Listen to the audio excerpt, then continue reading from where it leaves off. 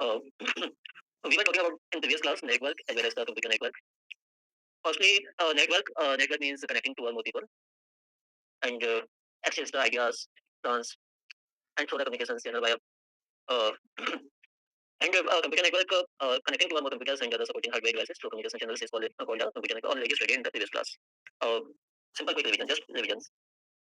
Many nodes connected in the computer network, that is personal computers, servers, and routers and switches and more. Rules and regulations is also known as protocols. Basically, every node of the network should follow for transferring information over the wired or wireless network. We study media. Media is two types: guided media or unguided media. Guided media, wide transmission mediums, and unguided media, wireless medium. And we studied working of the computer network, uses of the computer network, popular computer networks, already talk. First is local area network, second is metropolitan area network, third is wide area network. Our first two is local area network and metropolitan area network, and last class completely finished. Local area network operates in small areas, connect computers in small geographical areas within offices, companies, schools, any other organization. So it exists within a specific area, that is home network, office network, school network. Local area network may be wide or wireless network or combination of both. Devices in a LAN are generally connected using Ethernet cables, which offers an interface to connect multiple devices, that is router, switches, and computers. And for example, using a single router through Ethernet cables and computers, you can create a LAN at your home, office. In this network, one computer may act as a server and other computers which are part of the network may serve as the client. And we study features of a LAN, benefits of the LAN, higher operating speed compared to WAN and MAN. It is less expensive, easy to install and maintain. It perfectly fulfills the requirement of the specific organizations such as the office schools. It can be wired or wireless or combination of the both. More secure because of the this network is a small setup, can easily taken care of. And also studied primary functions of LAN, sharing of the files, sharing of printers, sharing of computational capabilities, mail and message related services, and database services. Our second network we studied most important network, metropolitan area network. Basically, this is spread over the large geographical areas such as the metro city or town. This is the connecting the local area networks using routers and local telephone exchange lines. It can be operated by the private companies. It may be service provided by a company such as the local telecom company. Many protocols is followed this network. That is the X125 frame relay, ATM, asynchronous transfer mode, XDSL, digital subscriber line, ISDN, integrated service network, ADSL, asymmetrical digital subscriber line, and more. And the range of this network 5 to 50 kilometers. It also provides uplink for the connecting lanes to WANs and the internet. An organization can use the metropolitan area network to connect all of its local area networks located at its different offices across the city. And so, for examples, cable TV network, telephone services, telephone lines, DSL lines, IEEE 802.16 or WiMAX is also example of the metropolitan area network, connected ones of the schools and connected fire station in a city. And also studied features of metropolitan area networks, range, uh, maintain and manage easily, achieve the sharing of the regional resources while using a metropolitan area network. Data transmission rates can be medium to high. Advantages, less expensive, high speed, local emails, it can send local email fast, access to the internet, easy to set up, and high security. And today's we are studying a new topic or new network, wide area network, is also known as and popular name is WAN. Or when extends over the large geographical areas, it is not confined within an office, school, city, or town. It's mainly set by the telephone lines, fiber optic, or satellite links. It's mostly used by the big organizations like banks, multinational companies to communicate with their branches and customers across the world. Local area network is involved in local buildings, local schools, single buildings. Metropolitan area network includes the whole city, number of the individuals buildings, and wide area network includes all over world, all over world across the world. Although it is different from the metropolitan area network in terms of the range. Metropolitan area network covers up to 50 kilometers, and wide area 50 kilometers to 1,000 kilometers covers the metropolitan area networks, and 50 kilometers up to 50 kilometers and wide area networks to range 1,000 kilometre और more. तो आज की जो class में हम wide area network के बारे में बात कर रहे हैं, तो उससे पहले हमने दो नेटवर्क पढ़े थे. पहला लोकल एरिया नेटवर्क, दूसरा मेट्रोपॉलिटन एरिया नेटवर्क. तो आज जो पढ़ने वाले हैं वो wide area network. Local area network की बात हो रही थी, तभी हमने इंटरनेट या डब्ल्यू एक टर्म होता है वर्ल्ड वाइड वेब, उसकी बात नहीं करी. मेट्रोपॉलिटन एरिया नेटवर्क पढ़ते हुए भी हमने ज्यादा इंटरनेट की बात नहीं करी. लेकिन wide area network completely depends on the internet. Internet collection of the multiple networks और combination of the multiple networks. इसकी रेंज भी बहुत ज्यादा होती है, जो कि पूरे दुनिया को कवर करता है. जो हमारी भी क्लास हो रही है, अलग अलग लोकेशन से लोग बैठे होंगे, अलग अलग लोकेशन से कनेक्ट हो रहे हैं. बस जरूरी ये है उनके पास इंटरनेट होना चाहिए. और जिस एप्लीकेशन से हो रही है वो एप्लीकेशन इंस्टॉल डाउनलोड कर ली होगी उन्होंने, और वो क्लास हो पा रही होगी. वो क्लास इसी वजह से हो पा रही है क्योंकि हम सभी एक नेटवर्क से कनेक्ट हैं, जिस नेटवर्क का नाम है वाइड एरिया नेटवर्क. उसकी अगर वर्किंग की तरफ थोड़ा बढ़े जाना है कि हर जो नेटवर्क होता है कोई ना कोई प्रोटोकॉल्स को फॉलो करता है, कोई ना कोई उसके लिए रूल्स रेगुलेशन होते हैं. तो यहाँ पे भी इसका जो प्रोटोकॉल है वो टीसीपी आईपी प्रोटोकॉल है. TCP transmission control protocol, IP internet protocols, दोनों को मिला के एक प्रोटोकॉल बन गया जिसका नाम है टीसीपी आईपी प्रोटोकॉल. यहाँ पे जो नेटवर्क अब यहाँ पे इंटरनेट की बात होने लगी, तो इंटरनेट की बात होने लगी तो कुछ डिवाइसेस भी यूज़ करे जाएँगे जो इंटरनेट चलाएँगे या उसको डेटा सेंड करने में हेल्प करेंगे। वो डिवाइसेस कौन से हैं? तो switches, routers, firewalls and modems. It does not connect individual computers, rather they are designed to link small networks like LAN, MAN to create a large network. उन्हीं को मिला के उन्हीं को बढ़ा के जैसे लोकल एरिया नेटवर्क का एक नेटवर्क हो गया, वहाँ पे एक राउटर लगा दिया। और बड़ा नेटवर्क बना तो दूसरा राउटर लगा दिया। तो और भी बड़ा होता है तो फायरवॉल स्विचेस लगा दिया। वही वाइड एरिया नेटवर्क में कन्वर्ट या एक बड़े नेटवर्क में कन्वर्ट हो जाता है। अब वहाँ पे एक इंटरनेट की बात हो रही है, मैं बार-बार बोल रहा हूँ कि वहाँ पे इंटरनेट होगा, इंटरनेट का काम होगा कि उसे डेटा को शेयर करने के लिए, कनेक्टिविटी प्रोवाइड करने के लिए। अब वो इंटरनेट देगा कौन? देने वाली जो कंपनी होती है उन्हें बोलते हैं हम ISP. ISP internet service provider. मतलब वो कंपनी इंटरनेट दे रही होती है। इंडिया की बात करें तो या तो रिलायंस जियो दे रही है, एयरटेल दे रही है, एयरटेल भी है, दोनों एक ही हो गया। अभी तो इन्हीं दोनों का चल रहा है, इससे पहले भी कई सारी कंपनीज थी जो कि इंटरनेट प्रोवाइड करते थे। और भी लोकल कंपनी है इनके अलावा, लेकिन लोकल कंपनी भी इनसे कनेक्टेड है कहीं न कहीं। इन्हीं के थ्रू वो सारी चीज़ें हो रही हैं। तो इसकी अगर हम सारे वाइड एरिया नेटवर्क में और भी डिटेल में पढ़ने की कोशिश करें तो इसमें क्या है, the computers are connected to the wide area network through public networks such as telephone systems, these lines or satellite. The users of the wide area network do not own the network as it is the large setup connecting the remote computer systems. However, they are required to subscribe to the service provided by the telecommunication provider to use.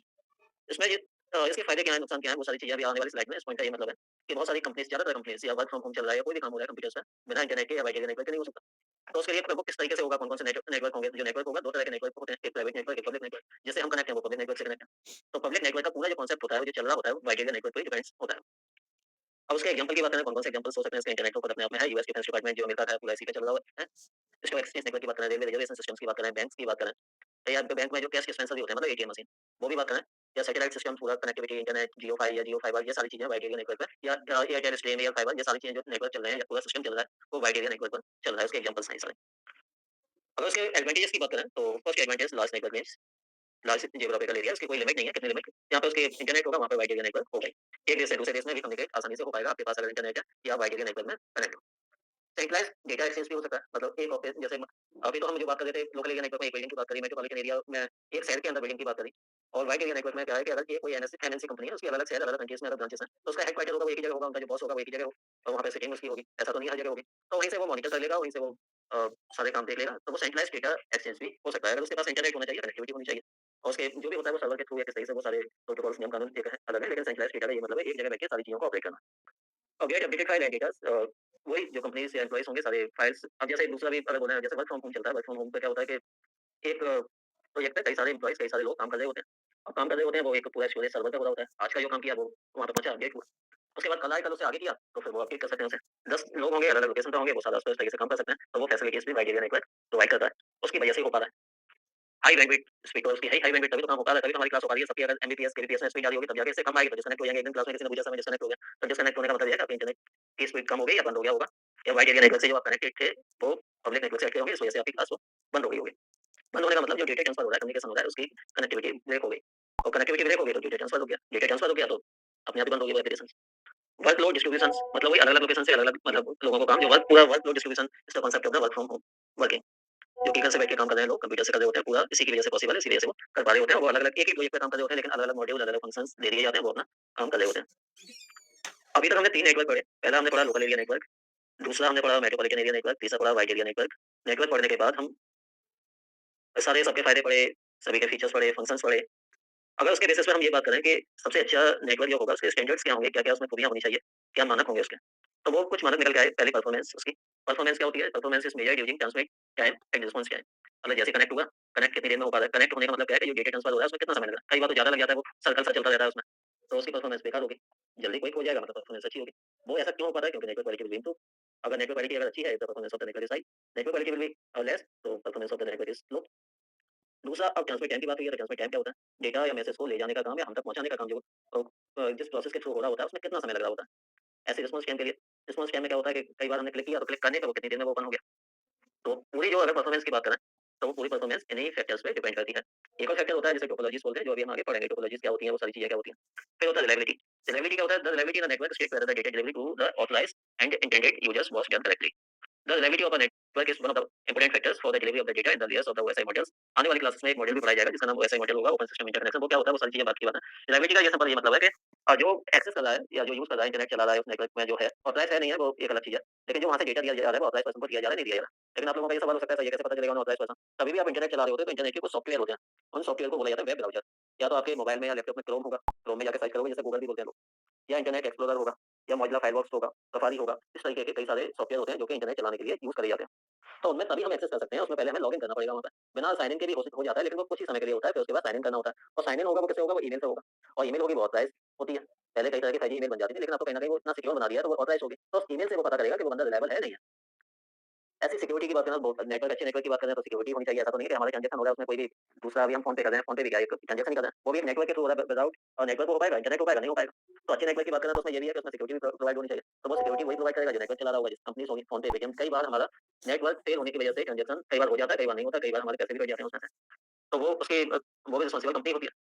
तो वो security provide कर रही है, तो वो network को secure बनाने का काम कर रहे हैं, तो वो भी एक नेटवर्क की क्वालिटी होनी चाहिए। उसे सिक्योर कितना सिक्योर बना सकते हैं, वो सारी चीज़ें। पहले कई सारे फेवर होते थे, बहुत सारी चीज़ें होती थी, अभी भी होती हैं, ऐसा नहीं है। तो ये कई सारे स्टैंडर्ड्स हैं। पहला स्टैंडर्ड्स परफॉर्मेंस, दूसरा ट्रांसमिट टाइम, तीसरा response time, reliability and security. 5 parameters for good network. और नेटवर्क टोपोलॉजी और network topology is most important topic. And firstly we describe the studying topologies. Topology means the physical arrangement and representation of all the nodes and components of the network. In general term, topologies defines the structure of the entire network. पूरे अगर हम बात करें, पूरा जो network हमें बनाना है, अभी नेटवर्क बहुत सारी बात कर ली, लोकल एरिया नेटवर्क की बात कर ली, वाइड एरिया नेटवर्क की बात कर ली, मेट्रोपॉलिटन एरिया नेटवर्क की बात कर ली। अब उस चीज़ की तरफ आते हैं कि उसे बनाए कैसे, या कौन बने भी होंगे तो कौन-कौन से फॉर्म में वो बने होंगे। तो वो सारी चीज़ें पहले टोपोलॉजी मतलब एक आर्किटेक्चर या अरेंजमेंट होता है कि कहाँ कंप्यूटर्स लगाना है, कैसे वो प्रिंटर्स लगाना है, किस तरीके से अलग डिवाइसेस लगाने हैं। अब घर पे भी इंटरनेट चलाते हैं तो वो लगाने आता है, राउटर लगाएगा, राउटर से सेट करेगा, वो सारी चीज़ें कनेक्टिविटी में लाएगा। तो वो सारा कोई ना कोई तो नेटवर्क होता होगा, कोई ना कोई तो अरेंजमेंट होता होगा। वही अरेंजमेंट को टोपोलॉजीज़ बोलते हैं और नेटवर्क के अरेंजमेंट को नेटवर्क टोपोलॉजीज़ बोलते हैं। वो 5 तरीके की होती हैं। पहली होती है बस topologies, star topologies, ring topologies, mesh topologies और ट्री टोपोलॉजीज़। इसके अलावा भी एक होती है हाइब्रिड टोपोलॉजीज़, उसे इस कैटेगरी में नहीं रखा। हाइब्रिड का मतलब ये है कि किसी 2 को मिला के 3 को मिला के एक नया आर्किटेक्चर बना दिया उसका। ऐसा करते हुए टोपोलॉजीज़ का क्या काम क्या है? वो इसलिए कर रहे हैं क्योंकि उसकी परफॉर्मेंस अच्छी हो जाए, नेटवर्क की रिलायबिलिटी अच्छी हो जाए, स्केलेबिलिटी उसकी अच्छी हो जाए। उससे क्या होगा? उससे उसकी स्पीड बढ़ेगी, एफिशिएंसी बढ़ेगी। जो फेल्योर भी होगा वो भी चीज़ें पता चलेंगी, कम से कम ये तो पता चलेगा कहाँ से फेल हुआ है। कोई एक आर्किटेक्चर होगा, हर जगह वो नोड लगे होंगे, तो वो सारी चीज़ें के लिए रिस्पॉन्सिबल होते हैं नेटवर्क टोपोलॉजीज़। तो जो भी टोपोलॉजीज़ के नाम मैंने बताए, बस topology, star topology, ring topology, mesh topology, अभी हम एक-एक करके ये सारी टोपोलॉजीज़ की बात करेंगे और पढ़ेंगे। उससे पहले भी एक चीज़ ये जान लेते हैं कि 2 तरह की टोपोलॉजीज़ होती हैं। First is physical topologies, second is logical topologies. Physical topologies is the actual arrangement of cables and devices in the network. Only hardware components, cables and devices. It represent how devices are physically connected, including the type of the cables used and physical layout. जितना भी physical layout होगा जो दिखाई दे रहा होगा, जितने भी router लगे होंगे, आर्किटेक्चर होगा, केबल आ रही होगी, कंप्यूटर्स में लगी होगी, इथरनेट केबल लगी होगी, वो आर्किटेक्चर होगा, वो फिजिकल टोपोलॉजीज़ में आएगा। Second one is logical topologies. Logical topologies is the flow of the data within the network, regardless of the physical arrangement. The data paths and communicate protocols used for transmitting information between the devices. जैसे कि अभी हम internet चला रहे हैं। Internet पहले क्या होता है? Internet combination of the various network. बहुत सारे नेटवर्क एक जाल बिछा हुआ है पूरा। केबल्स का भी हो सकता है, कैसे भी हो सकता है। आपके पास आने के इंटरनेट, जैसे मैंने अभी सर्च किया, कोई भी एक वेबसाइट करी, तो वेबसाइट कहाँ होगी? वो पब्लिश होगी, किसी न किसी सर्वर तक होगी वो। तो सर्वर तक पहुँचने के लिए कई सारे रास्ते हो सकते हैं। तो कई सारे रास्ते हो सकते हैं, उस रास्ते में या उस पाथ के लिए शॉर्टेस्ट पाथ कौन-सा होगा? वो डिपेंड करेगा उस नेटवर्क में कौन-सा सॉफ्टवेयर डाला है, और वो ढूँढ के देगा आपको शॉर्टेस्ट पाथ। उस पे से आपकी रिक्वेस्ट को लेके जाएगा, उसी के थ्रू वो डेटा आप तक लाके देगा। अगर वो पाथ अगर बिज़ी है तो दूसरे पाथ से लाके देगा। तो अभी हम ये मान के चलते हैं, ये बोल देते हैं कि केबल लगा दो, केबल से डेटा ट्रांसफर हो जाएगा, केबल से इंटरनेट चल जाएगा, केबल से हम मेल खोल लेंगे, सारे काम हो जाएँगे। केबल लगाने को कनेक्टिविटी होती है, फिजिकल अरेंजमेंट होता है, लेकिन उसके अंदर जो सॉफ्टवेयर इंस्टॉल किया जाता है, नेटवर्क इंस्टॉलेशन के लिए सॉफ्टवेयर होते हैं, या नेटवर्क डिवाइसेस की कनेक्टिविटी के लिए होते हैं, डेटा एक्सचेंज के लिए होते हैं, तो वो नेटवर्क के अंदर होते हैं, उनकी वजह से डेटा हमें मिल पाता है। तो उनका भी अरेंजमेंट होता है, उनमें भी कई सारे सॉफ्टवेयर, कई सारे डेटा एनालिटिक्स के लिए होंगे, कुछ डेटा अरेंजमेंट के लिए होंगे, कुछ डेटा एक्सचेंज के लिए होंगे, कुछ डेटा शेयर के लिए होंगे, अलग-अलग सॉफ्टवेयर्स होते हैं। वो कौन देता है? वो कंपनी देती है, जो नेटवर्क चला रही होती है, सिस्को चला रहा है तो सिस्को दे रहा होगा, और कंपनी चला रही है तो वो दे रहे होंगे। तो उस तरीके के जो लॉजिकल अरेंजमेंट होते हैं, जो सॉफ्टवेयर्स वाली चीज़ें होती हैं, वो लॉजिकल टोपोलॉजीज़ में आती हैं, उससे अरेंजमेंट किया जाता है, और जो दिख रहा होता है सामने, वो फिजिकल टोपोलॉजीज़ में की कैटेगरी में आएगा। अब हम फिजिकल टोपोलॉजीज़ की कुछ कैटेगरीज़ या कुछ टाइप्स पढ़ते हैं, अभी 5 टाइप्स की हम बात कर लेते हैं, उनमें पहला है बस topologies. Basically, bus topology, it is the arrangement. The nodes are connected through interface connectors to a single communication line that carries the message in both the direction. The central cable to which all the nodes are connected is the backbone of the network. It is called a bus. बस से भी हमें समझ आ रहा है, जैसे बस जो लोगों को लेके जाती है, उसमें भी क्या होता है? एक पाथ दिया होता है, एक रास्ता दिया होता है। वो रास्ता दोनों तरफ आ रहा होता है, मतलब उस रास्ते से बस जा भी सकती है, उस रास्ते से बस लौट के भी आ सकती है। अब लौट के भी आ सकती है, जा भी सकती है, और वो जो पूरा पाथ है, वो क्या है उसका? अगर यहाँ की बात करें तो यहाँ पे एक वही नेटवर्क होगा, और बस का ये मतलब होता है, फिर बस से वो कनेक्टेड स्टॉप भी होते हैं। अगर बस के अंदर जो लोग जा रहे होंगे, अलग-अलग स्टॉप होंगे। अगर मैं यहाँ से बात करूँ, आगरा की भी बात करें, तो जैसे भगवान टोकेस, खंडारी, सिकंदरा, या उससे भी आगे स्टॉप होंगे। तो जो लोग स्टॉप जैसे आते जाएँगे, वो उतरते जाएँगे वहाँ पे। ऐसे ही जो बस टोपोलॉजी का जो आर्किटेक्चर होता है, उसमें क्या होता है कि वो डेटा एक जगह से शेयर किया जाता है, जिसका जो एड्रेस आ जाता है, उस एड्रेस पे वो पहुँच जाएगा। तो उस तरह का अरेंजमेंट होगा, उसे बोला जाएगा बस टोपोलॉजीज़। उसमें काम अब जैसे होता है, the single in this arrangement cables in the both direction, दोनों डायरेक्शन में जाएगा to all the machines until it finds the recipient machine. जहाँ पे पहुँचना है वो उसे फाइंड करेगा। It is easy to set up the other topologies as it's used only a single central cable to establish the network. उसमें एक single cable लगा दी जाएगी, उससे बाकी कनेक्ट कर दिए जाएंगे। कोई इतना मुश्किल काम नहीं है, बड़ा सिंपल एक अरेंजमेंट होता है। उसके फायदे क्या हो सकते हैं? बड़ा आसानी से उसके कॉन्फ़िगरेशन हो जाते हैं। कॉस्ट भी बहुत कम आती है, क्योंकि एक सिंगल केबल ही तो लगानी है, उसमें सारे नोड्स उसी से कनेक्ट करने हैं। उसकी स्पीड भी मतलब मैक्सिमम स्पीड 10 एमबीपीएस होती है। 10 एमबीपीएस तो मुझे लगता है अच्छी खासी स्पीड ही होती है। उसके नुकसान भी हैं कुछ। नुकसान क्या है कि मल्टी पॉइंट कम्युनिकेशन मॉडल की वजह से कई सारी दिक्कतें आती हैं। दिक्कतें कैसे आती हैं कि जो डेटा बेस मतलब जैसे बस का ही देख लो कि भगवान टोके से चलिए मथुरा पहुँचना है। मथुरा के भी कुछ लोग उसमें बैठे हुए हैं, खंडारी के भी बैठे हुए हैं, सिकंदरा के भी हैं, उससे आगे के भी लोग हैं। तो जो बस वहाँ से चलना शुरू होगी तो जो मथुरा वाला होगा वो सबसे आखिर में पहुँच पाएगा। तो उसे तो 2-3 घंटे लगे, 2 घंटे, 1 घंटा जो भी लगेगा। और खंडारी वाला होगा वो जल्दी पहुँच जाएगा। तो ऐसे फिर उसके आगे वाला होगा वो भी पहुँचेगा। तो वो अरेंजमेंट है या टाइमिंग वाला है। जैसे अभी हमने बोला गुड नेटवर्क क्या होता है? गुड नेटवर्क में हम परफॉर्मेंस की बात कर रहे थे, उसकी टाइमिंग की बात कर रहे थे, ट्रांसफर टाइम, रिस्पॉन्स टाइम की। तो परफॉर्मेंस तभी तो अच्छी होगी कि वहाँ पे पहुँचने में समय कम लगना चाहिए और ट्रांसमिशन टाइम कम लगना चाहिए। लेकिन यहाँ पे क्या हो रहा है, एक ही लाइन दी हुई है, तो एक ही से जाएगा वो। तो यहाँ पे ट्रांसमिशन टाइम कई बार ज़्यादा लग जाता है। उस टर्मिनल्स को जानने में, आइडेंटिफाई करने में या वहाँ तक पहुँचाने में भी कई सारी दिक्कतें आती हैं। एक बार कुछ खराब हो जाए, तो कॉन्फ़िगरेशन के लिए कई सारी दिक्कतें आती हैं। स्लो भी उसकी परफॉर्मेंस भी स्लो हो जाती है। और सिंगल नोड फेल्योर अगर उसमें एक नोड फेल्योर हो गया, ये कुछ बीच में स्टॉप आ गया, जैसे एक लाइन है पूरी, एक नेटवर्क है, उसके बीच में से कट हो गया वो नेटवर्क, या यहाँ से जाने वाली बस मथुरा के लिए जा रही है, बीच में सड़क खराब हो गई, एक ही रास्ता है, तो वो वहीं पे रुक जाएगा, वहीं रुक जाएगा, तो वहाँ के लोग नहीं पहुँच पाएंगे। तो ये भी उसकी एक डिसएडवांटेज है कि बस टोपोलॉजी का एक फेल्योर है, पूरा नेटवर्क को ब्रेकडाउन हो जाएगा। तो उसमें फिर क्या किया कि उसका एक कुछ जिस चीज़ का फेल्योर होता है, डिसएडवांटेज होते हैं, तो कोई ना कोई इसका सॉल्यूशन आता है। तो सॉल्यूशन आया वो क्या है? Ring topology. पहले रिंग टोपोलॉजी का आर्किटेक्चर्स पढ़ते हैं। आर्किटेक्चर में क्या होता है? तो रिंग की तरह बना दिया जाता है। बस में क्या होती है, एक लाइन हो गई, ये रिंग की तरह बना दिया जाता है। तो अगर एक बीच में से कहीं से भी कनेक्ट अगर कट गया वो या कहीं न कहीं वो ब्रेक डाउन हो गया, तो उसके बाद भी डेटा उसमें पहुँचता रहेगा। तो उसमें उसी कैसे किस तरीके का बनेगा? Computers are connected in a circular and closed loop. The message in this topology moves only in one directions around the ring from one node to another node and is checked by each node for the matching destination address. So the data keeps moving until it reaches its destinations. All nodes are equal. Client-server relationship does not exist between them, as the nodes are the form of a ring. If one node fails to transmit the data, the flow of the communication is severed. जैसे उसमें एक ring होती है, ring से वो connected उसमें होते हैं। अगर एक जगह से वो कट भी गया, अगर ब्रेक डाउन हो गया, तब भी उससे कोई फर्क नहीं पड़ेगा, दूसरी तरफ से डेटा पहुंच जाएगा। उसमें ट्रांसमिट समय जो टाइम है वो भी कम हो जाएगा। तो ये इसके एडवांटेज भी हो सकते हैं। Data transfer and communication easy due to easy packet movement, आसानी से चला जाएगा। इंस्टॉलेशन तो आसानी से हो ही रहा है इसका। इसमें जो एरर कमी भी आएगी तो वो भी आसानी से पता चल जाएगी, क्योंकि पूरा नेटवर्क तो फेल होगा नहीं उसमें। तो फेल नहीं होगा तो यहाँ पे दिक्कत होगी वो पता चल जाएगा। Reliability of the ring topologies is more compare to first topologies. और फायदा इसके नुकसान क्या है? Data transmission is unidirectional. यहाँ पे यूनिडायरेक्शनल मतलब एक ही डायरेक्शन से डेटा जा रहा होता है पहले। फेलियर होता है उस केस में अलग होता है। Packet will travel on the nodes to reach the destinations. One node failure include damage to the entire network. इसमें क्या है, अभी एक लाइन हमने देखी, यहाँ पे client server relationship does not exist. Client और सर्वर का कोई कांसेप्ट नहीं होता, सभी क्लाइंट होते हैं, सभी सर्वर होते हैं। अतः हर कोई अपने आप में एक सेंडर भी होगा, रिसीवर भी होगा। तो वो कम्युनिकेट हो रहा होता है, तो एक कहीं ना कहीं कोई फेलियर होगा तो आगे भी वो फेल हो सकता है उस केस में, नोड वाले केस में। नेटवर्क वाले में वो चीजें आगे जा सकते हैं। नोड फेल होगा तो वो फेल हो सकता है, नेटवर्क फेल होगा, कहीं से ब्रेकडाउन होगा तो कोई दिक्कत नहीं होगी। फिर ये कॉन्फ़िगरेशन के लिए कुछ चीजें तो थोड़ी बहुत प्रॉब्लम्स आती हैं, परफॉर्मेंस में थोड़ी डाउन हो जाती है, इस तरीके का ये है। तीसरा जो तीसरी कैटेगरी है वो स्टार टोपोलॉजीज। स्टार में क्या होता है कि एक सेंट्रल नोड होता है, सेंट्रल नोड से कनेक्टेड नोड या कंप्यूटर्स होते हैं, इस तरीके का ये आर्किटेक्चर होता है। इसमें होता क्या है, all the computers are separately connected to the central node और connection point which can be a server, a hub, a router और अ स्विच। कोई मतलब सेंट्रल जो नोड बनाएंगे उसमें या तो सर्वर लगा दो, हब लगा दो, राउटर लगा दो, या स्विचेस लगा दो, स्विच लगा दो। उससे सारे this topology offers and the advantage that if a cable does not work only the respective node will suffer. मतलब उसमें अब एक से कनेक्ट कर दिया सभी लोग। इसमें कोई चैनल नहीं है कि पहला लिया दूसरे से कनेक्ट हो, दूसरा तीसरे से हो, तीसरा चौथे से हो, ऐसा कुछ नहीं है। सारे जो कनेक्ट हो गए वो एक ही नोड से हो गए, जो नोड है वो सेंट्रल नोड है। तो कोई भी अगर कनेक्टिविटी का कोई दिक्कत आएगी तो कोई उसी इंडिविजुअल रिस्पेक्टिव नोड के लिए दिक्कत आएगी, वही सफर करेगा, उसी का इंटरनेट नहीं चलेगा या कोई दिक्कत आएगी अरेंजमेंट में, बाकी सबका चलेगा। तो इसका ये फायदा है, इसका एडवांटेज है। All data message that one node sends to other process to the central, अब सेंट्रल बाकी का सब कुछ रहेगा, जिसके पास नहीं जा रहा, जिसकी दिक्कत है तो वही एक बचेगा, लेकिन बाकी का चलता रहेगा। ऐसा नहीं होगा कि एक जगह दिक्कत हो गई, एक नोड में दिक्कत हो गई तो बाकी का नेटवर्क फेल हो गया। This topology is easy to design and implement as well as easy to add additional node to the central node. मतलब आसानी से लगाना, मतलब एक नया नोड लगाना है यहाँ पर, तो नया नोड लगाना है तो सेंट्रल नोड से कनेक्ट करना होगा, उसमें किसी को कोई डिस्टर्बेंस नहीं होगा, कोई दिक्कत ही नहीं है। तो इसके एडवांटेज की बात करें तो आसानी से इंस्टॉलेशन हो जाता है, रिकॉन्फिगरेशन हो जाता है, सस्ता भी है, लेस एक्सपेंसिव, एक ही नोड लगाना होता है। सस्ते के लिए मतलब आपस में टोपोलॉजी से कंपेयर करें, कई सारी टोपोलॉजीज हैं तो वो थोड़ा सा लेस एक्सपेंसिव है, मोर एक्सपेंसिव है। तो आसानी से यहाँ पे एक और चीज़ होती है कि जो फॉल्टी नेटवर्क होता है, फॉल्टी लिंक्स होते हैं, वो आसानी से easy to identify and isolate. और दूसरी कोई नया नोड लगाना हो तो वो उसमें कोई बाकी का कोई दिक्कत नहीं होती, कि कोई डिस्टर्ब नहीं होते बाकी के नोड। ये इसके फायदे हैं। लेकिन हाँ, इसके भी नुकसान हो सकते हैं, इसके भी डिसएडवांटेज हो सकते हैं। डिसएडवांटेज क्या है कि जो सेंट्रल नोड में बार-बार कह रहा हूँ कि उससे कनेक्टिविटी होगी, अगर if the central node is fail तो whole network will not work. तो अगर वो फेल होता है तो पूरा नेटवर्क बंद हो जाएगा। ये इसका कहीं न कहीं एक डिसएडवांटेज है। तो ये अभी हम इसके एडवांटेज में देख रहे थे, ये अभी मैंने बताया एक्सपेंसिव की बात कर रहे थे, तो आपस में कुछ टोपोलॉजी से ये सस्ता होगा, कुछ से महँगा होगा तो महँगा होगा, वो डिसएडवांटेज हो जाते हैं। तो ये सारी चीज़ें हैं। Fourth category is mesh topologies. चलो एक बार और देख लेते हैं यहाँ से। नेटवर्क टोपोलॉजीज़ के बारे में हमने पढ़ा, वो एक फिजिकल अरेंजमेंट होता है। कौन सा कंपोनेंट्स, कौन सा नोड, कौन सा स्टेशंस, कौन सा कंप्यूटर्स कहाँ लगाना है, किस तरीके से लगाना है, उसी अरेंजमेंट को टोपोलॉजीज़ बोलते हैं। नेटवर्क को किस तरीके से अरेंज करना है, किस तरीके से बनाना है, उसी आर्किटेक्चर ऑफ नेटवर्क को नेटवर्क टोपोलॉजीज़ बोला जाता है। 5 तरह की होती है, बस topology, state topology, ring topology, nest topologies and tree topologies. उसमें हमने 3 पढ़ ली हैं अभी, बस टोपोलॉजीज़ और state topologies and ring topologies. Network topologies की बात बेसिकली 2 कैटेगरी होती है, physical topologies, logical topologies. Physical में जो सामने दिख रहा होता है, अरेंजमेंट वाइज़ दिख रहा होता है, नेटवर्क वायर का, वायर डिवाइसेस का, बहुत सारी चीज़ें, लॉजिकल उसके सॉफ्टवेयर्स की बात हो रही है।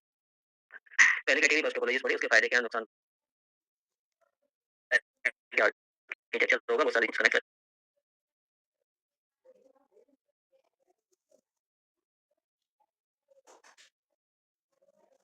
कैटेगरी जो पढ़ी हमने स्टेट टोपोलॉजीज़ पढ़ी। स्टेट टोपोलॉजीज़ में क्या किया गया, एक सेंट्रल हब बना दिया गया, उससे कनेक्ट कर दिए गए कई सारे नोड और उससे वो पूरा नेटवर्क आर्किटेक्चर बना दिया गया।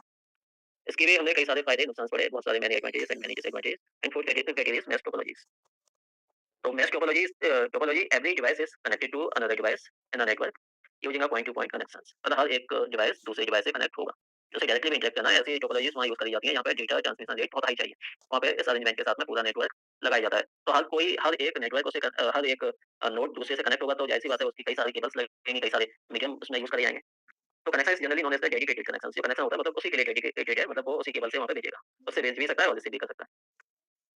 तो link transport data between two devices, the number of the link in a mesh topology is calculated using the formula. एक फार्मूला भी होता है जिससे कैलकुलेट कर सकते हैं। जैसे मान के चलो कि एक नेटवर्क बनाना है कि उसमें 5 नोड होने चाहिए, मतलब n की वैल्यू 5 होनी चाहिए। तो उसमें कितने कनेक्शंस होंगे? सपोज के लिए फार्मूला n * n - 1 बाय 2। तो n की वैल्यू 5 है, तो 5 * 4 5 * 4 20 डिवाइडेड बाय 2 10, मतलब नंबर ऑफ कनेक्शंस कितने होंगे? 10 होंगे। तो अगर उसमें नंबर ऑफ कनेक्शंस निकालने हैं, कितने कनेक्शंस निकालने हैं, तो उसी फार्मूले से निकाला जाएगा। अब इसके फायदे क्या हैं? डेटा में कोई दिक्कत नहीं होती, क्योंकि किसी में कॉमन लिंक नहीं होता, कॉमन कनेक्शंस नहीं होते। सबके लिए डेडिकेटेड कनेक्शंस होते हैं, वो अपने मतलब अलग पाथ होता है, अलग उसके लिए केबल्स होती है, जिससे उसका डेटा हो जाएगा। एक साथ we can send data from the many devices simultaneously, क्योंकि अलग-अलग लिंक होंगे, अलग कनेक्शंस होंगे, तो एक साथ बहुत सारे डेटा भेज सकते हैं वो, हर किसी को कोई भी भेज सकता है। तो mesh topology will handle much traffic as compared to the other topologies, क्योंकि वो इंडिविजुअल बेस ना होता है, कोई दिक्कत नहीं होती उसमें। If one link is broken और remain faulty, data transfer can occur between the nodes using the other links. उसमें ये कोई ब्रेक भी हो जाए, तब भी कोई दिक्कत नहीं होती, वो दूसरे पाथ से भी पहुँच जाएगी, इसलिए वो रिलायबल होती है। The physical margin will not allow other person to enter the access the message. अगर हमें इंडिविजुअल मतलब वन टू वन हमारा डेडिकेटेड कनेक्शन है, तो हमें दूसरे की कोई दिक्कत ही नहीं है, उसमें कोई एंटर ही नहीं कर पाएगा। अपना जो कम्युनिकेशन चैनल है वो इंडिविजुअल होगा, क्योंकि यहाँ पे अलग-अलग कनेक्शंस होते हैं, अलग-अलग इंडिविजुअल लिंक्स होते हैं। Fault detection and isolation are easy, क्योंकि अलग ही होगा, अगर नहीं जा रहा होगा तो वही केबल देखी जाएगी जो जिससे कनेक्ट हो रही है। बाकी दूसरी देखने की जरूरत ही नहीं है, पूरा नेटवर्क देखने की जरूरत ही नहीं है। इसके नुकसान क्या है? नुकसान, सबसे बड़ा नुकसान तो ये है कि इंडिविजुअल या डेडिकेटेड लिंक्स या कनेक्शंस करने होंगे, तो इतने सारे वायर या मीडियम बनाना पड़ेगा, तो वो कॉस्टली तो आएगा, महंगा पड़ेगा। और महंगा पड़ेगा, फिर दूसरी चीज़ इतना वो पूरा एक जाल की तरह फैल जाएगा, तो वो भी वहाँ से भी आइडेंटिफाई करना भी। अभी तो छोटे नेटवर्क की बात कर दी है, मान के चलो 100 नोड्स को कनेक्ट करना है, तो 100 नोड्स के लिए कनेक्ट करना, तो लिंक्स कितने होंगे? 100 * 99 और डिवाइडेड बाय 2, तो 9900 डिवाइडेड बाय 2, इतने लिंक्स होंगे वहाँ पे। तो बड़ा मुश्किल होगा से वो करना, वायरिंग वो इतनी महँगी भी आएगी, महँगी मतलब कॉस्ट उसकी बहुत ज़्यादा होगी, बड़ा एक्सपेंसिव बन जाएगा वो। तो ये नुकसान भी होते हैं इसके, फायदे भी देखें तो कुछ नुकसान भी है इसके। टी टोपोलॉजी की बात करें तो इसमें का एक हाइब्रिड टोपोलॉजी भी बोल सकते हैं इसे, basically combination of the star and बस टोपोलॉजीज। स्टार और बस को मिला दिया है, तो एक नई टोपोलॉजी बनाई है जिसका नाम टी टोपोलॉजी है। तो उसमें होता क्या है, nodes are connected to the hub as in star topology and all the star connected nodes are placed in bus topology. The T topology या हाइब्रिड कनेक्शन, मतलब दोनों को मिला के वो बना दिया गया है। तो स्टार भी हमने देख लिया, बस भी देख लिया। स्टार में क्या होता है, एक सेंट्रल हब होता है, उससे कनेक्टेड लिंक्स होते हैं, कनेक्टेड नोड्स होते हैं। बस टोपोलॉजी में क्या होता है, एक सिंगल लाइन होती है, उससे कनेक्टेड नोड्स होते हैं। दोनों को मिला के एक नई टोपोलॉजी बना दी, नया अरेंजमेंट बना दिया, जिसका नाम है टी टोपोलॉजी। उसके फायदे क्या है? नेटवर्क एक्सटेंशन बहुत आसान हो गया, उसे बढ़ा दिया गया। Network is broken into the smallest connected topology units, the node connected, मतलब जो स्टार की कमियां है वो बस ने दूर कर दी, जो बस की कमियां है वो स्टार ने दूर कर दी, इसलिए उसके वही सारे उसके फायदे हैं। और कुछ नुकसान भी हैं उसके। पहला डिसएडवांटेज क्या है कि बस केवल स्कैम है, इसलिए बस केवल सिंगल लाइन वाला जो है वो अगर डैमेज हो जाता है तो टोपोलॉजी काम नहीं करेगी। दूसरा मैनेजमेंट ऑफ द टोपोलॉजी, सब दो को मिला के बनाया, तो वो मैनेज भी करना थोड़ा इतना आसान थोड़ी होगा, क्योंकि कई सारे नोड्स होंगे, कई सारे स्टार कनेक्टेड होंगे, कई सारे बस कनेक्टेड होंगे, तो उन्हें किस तरीके से मैनेज करना है, रिकॉन्फिगरेशन करना तो थोड़ा सा मुश्किल होगा कि कौन से के लिए क्या किस तरीके से करना होगा, तो वो कहीं ना कहीं दिक्कत आती है इसमें। तो ये सारी टोपोलॉजीज थी जो कि हमने पढ़ी है, पहली बस, दूसरी रिंग, तीसरी स्टार, मैश और मैश के बाद कई टोपोलॉजीज। इसके अगर हम एप्लीकेशंस की बात करें तो वो कहाँ पे यूज़ हो रही है? बस को स्मॉल ऑफिस यहाँ पे यूज़ कर रहे होते हैं, कॉस्ट इफेक्टिव होती है। स्टार वाले को बड़े ऑफिस के लिए, कॉर्पोरेट होता है, वहाँ पे यूज़ कर लेते हैं। जिनको ऐसी जगह यूज़ किया जाता है यहाँ पे फॉल्ट टॉलरेंस और बैंडविड्थ हाई चाहिए, जैसे मैन्युफैक्चरिंग प्लांट, फैक्ट्रीज में यूज़ करते हैं। मैश को कहाँ यूज़ करते हैं? यहाँ पे मिशन क्रिटिकल सिस्टम्स के लिए, लाइक बैंकिंग और टेलीकम्युनिकेशन या सैटेलाइट कम्युनिकेशन के लिए नेटवर्क बनाया जाता है, मतलब किसी भी केस में फेल नहीं होना चाहिए, वहाँ पे यूज़ किया जाता है मैश टोपोलॉजीज। अगर नेटवर्क की बात करें तो किस तरीके से बढ़ रहा है वो, पहले अर्ली नेटवर्क्स की बात करते हैं, तो अर्ली नेटवर्क्स में क्या होता था, नेटवर्क टोपोलॉजीज में क्या होता था कि light heavily on the bus and ring architectures, this topologies was simple and cost effective with limitation in the scalability and fault tolerance. Simple होती थी, कॉस्ट इफेक्टिव, पहले तो कॉस्ट इफेक्टिव की बात करते थे, और थोड़ा सा फॉल्ट टॉलरेंस होता, आसानी से वो चीजें पता चल जाए। तो शुरू में जो यूज करते थे वो बस और रिंग वाला आर्किटेक्चर यूज करते थे। तो उसके बाद मॉडर्न नेटवर्क आई। तो सॉरी, मॉडर्न नेटवर्क में यूज करने लगे स्टार, मैश और हाइब्रिड टोपोलॉजीज, मतलब उन्हीं को मिला के कुछ नई टोपोलॉजीज बना दी गई, जिन्हें हाइब्रिड बोलने लगे। मतलब जो अभी हमने पहले जो देखा, बहुत सारे अलग अलग नेटवर्क या नेटवर्क टोपोलॉजीज के फायदे देखे, एडवांटेजेस देखे, डिसएडवांटेजेस देखे। तो मॉडर्न नेटवर्क में क्या हुआ, जो डिसएडवांटेज को कम करने के लिए कुछ को एक या दो को जोड़ के उन्होंने बना दिया, तो वो यहाँ पे यूज करने लगे। उससे क्या हुआ, उससे स्केलेबिलिटी अच्छी हुई, फॉल्ट टॉलरेंस मतलब कहीं फेलियर कहाँ है, कहाँ से फॉल्ट है वो पता लगने लगा, परफॉर्मेंस भी अच्छी हुई उससे, और अच्छा एक नेटवर्क की तरफ बढ़ने लगे, एक नेटवर्क एनवायरनमेंट भी अच्छा बनने लगा, उसकी डिमांड भी होने लगी मार्केट में। आज भी वही कहीं ना कहीं चीजें चल रही है मॉडर्न नेटवर्क वाली। तीसरी कैटेगरी या टोपोलॉजीज की बात करें वो होता है एसडीएन टोपोलॉजीज, या बोल सकते हैं सॉफ्टवेयर डिफाइंड नेटवर्क। इसमें क्या होता है कि ज़्यादातर काम उसी नेटवर्क में सॉफ्टवेयर से करने लगे। सॉफ्टवेयर से मतलब नेटवर्क कोई और सॉफ्टवेयर भेजो, सॉफ्टवेयर का काम है कि उस आईपी से दूसरे आईपी पे डेटा लेके आना। आईपी एड्रेस, मैक एड्रेस, अपने सिस्टम का क्या होता है, मोबाइल का क्या होता है, मोबाइल में इंटरनेट कैसे चलता है, सिम से इंटरनेट कैसे चलता है, ये सारा हमारा सिलेबस है, हम सिलेबस में पढ़ने वाले हैं ये सारी चीज़ें। एनआईसी कार्ड का क्या मतलब होता है, मैक कार्ड का क्या मतलब होता है, कंप्यूटर्स चोरी हो जाते हैं तो वो क्या चीज़ निकाल लेते हैं, किस तरीके से वो नेटवर्क से, कई बार बोलते हैं कि कोई कंप्यूटर चोरी हो गया, तो अगर वो नेटवर्क से कनेक्ट करेगा, इंटरनेट से करेगा तो पकड़ा जाएगा। तो वो सारी चीज़ें तो वो सारी चीज़ें किस तरीके से होती हैं, तो उनके कई सारे नेटवर्क के अंदर सॉफ्टवेयर होते हैं, तो वो पूरे सॉफ्टवेयर डिफाइन कर रहा होता है उस नेटवर्क को कि कहाँ किस तरीके से काम करना है। उस तरीके के भी नेटवर्क हैं, वो कहाँ यूज़ होते हैं, वो सारी चीज़ें अभी आने वाली स्लाइड्स या क्लासेस के अंदर वो आएँगी सब। अब वो एक चीज़ जो कुछ वायरलेस अभी तक जो हम अरेंजमेंट देख रहे थे वो सिर्फ फिजिकल टोपोलॉजीज़ का देख रहे थे हम, फिजिकल अरेंजमेंट देख रहे थे, वायरलेस की हम बात ही नहीं कर रहे थे। तो वायरलेस नेटवर्क नेटवर्क टोपोलॉजीज़ भी होती हैं, हाँ होती हैं। कौन-कौन सी होती हैं? 3 होती हैं। पहली पॉइंट टू पॉइंट, दूसरा पॉइंट टू मल्टी पॉइंट, तीसरा मेश मतलब वायरलेस के लिए। मेश उसके लिए भी होता है फिजिकल के लिए भी होता है, फिजिकल अरेंजमेंट के लिए, वायरलेस के लिए भी होता है। पॉइंट टू पॉइंट में क्या होता है? कि वो a direct connection between two devices often used for the short range communication such as the connecting to laptops or phones to a computers मतलब एक शॉर्ट रेंज में जो कनेक्ट करना है एक ब्लूटूथ से डेटाबेस में वो भी एक वायरलेस नेटवर्क में आ जाएगा पॉइंट टू पॉइंट में आ जाएगा एक वाईफाई के थ्रू बेस में डेटा वो भी उसी में आ जाएगा मतलब एक छोटी डिस्टेंस के लिए यूज करना मतलब पॉइंट टू पॉइंट एक नेटवर्क टोपोलॉजी से एक आर्किटेक्चर में होता है एक पॉइंट टू मल्टी पॉइंट कई बार देखा होगा कि पॉइंट टू मल्टी पॉइंट का मतलब ये होता है कि एक मोबाइल फोन से कई सारे कनेक्ट हो जाएंगे उसे हॉटस्पॉट से भी हो सकते हैं ब्लूटूथ से भी हो सकते हैं चाहे डेटा एक बार में एक ही जाएगा लेकिन कनेक्टिविटी तो हो सकती है या कई बार कई सारे डिवाइसेस ऐसे भी होते हैं जो साइमल्टेनियसली भी डेटा सेंड कर पाते हैं तो पॉइंट टू मल्टी पॉइंट मतलब एक से कई सारे कनेक्ट होना इसका एग्जांपल ये भी हो सकता है जैसे हमारे यहाँ जिसकी भी वो सारी चीजें चलती हैं तो एक सैटेलाइट या किसी एक टावर से वो ब्रॉडकास्ट कर रहे होते हैं और पूरे सभी की टीवी चल रही होती है तो वो भी पॉइंट टू मल्टी पॉइंट हो गया मतलब वहां से ट्रांसमिट किया गया ब्रॉडकास्ट किया गया और यहाँ पे वो रिसीव कर रहे हैं तीसरा होता है मैच के लिए मैच में क्या होता है device communicate directly with each other creating other self healing and the redundant network this enhance coverage provides better fault tolerance मतलब बिल्कुल वही सेम होता है कि हर एक डिवाइस दूसरे डिवाइस से कनेक्ट होगा मतलब उसी के लिए डेडिकेटेड कनेक्शन होगा वायरलेसली में बिल्कुल ऐसा हो जाता है उसमें आईपी सेट करी जाती है कि कौन सा डेटा किस पे जाएगा या दूसरा एग्जांपल ये भी बोल सकते हैं जैसे ब्लूटूथ की कनेक्शन जो होता है तो पेयरिंग करनी होती है पेयर करना होता है तो पेयर करने का मतलब ये होता है कि उसका जो एड्रेस है उस पे पहुंच जाना पूरा एक पेयर हो जाना या कनेक्टिविटी स्टेबलिश हो जाना तभी जाके वो डेटा शेयर होगा वो तो एक ही बात होगी ऐसी मल्टीपल उसमें होती है कि एक डिवाइस दूसरे को भेजेगा वो दूसरा उससे भेजेगा उसके लिए डेडिकेटेड कनेक्शन होंगे वायरलेसली वो कैटेगरी के सारे डिवाइस या सारे कनेक्शन मैच के अंदर आएंगे तो ये वायरलेस नेटवर्क टोपोलॉजीज के अंदर आते हैं आज के लिए इतना ही नेक्स्ट क्लास में नेटवर्क कैसे बनाए नेटवर्क टोपोलॉजीज क्या कैसे बनाए कौन कौन सी चीजें या कौन कौन से पैरामीटर्स यूज होंगे उसे बनाने के लिए वो सारी चीजें पढ़ेंगे इसके आगे का भी नेटवर्क का जो भी सिलेबस है वो भी हम आने वाली क्लास में पढ़ने वाले हैं इसके लिए आज के लिए इतना ही okay thank you so much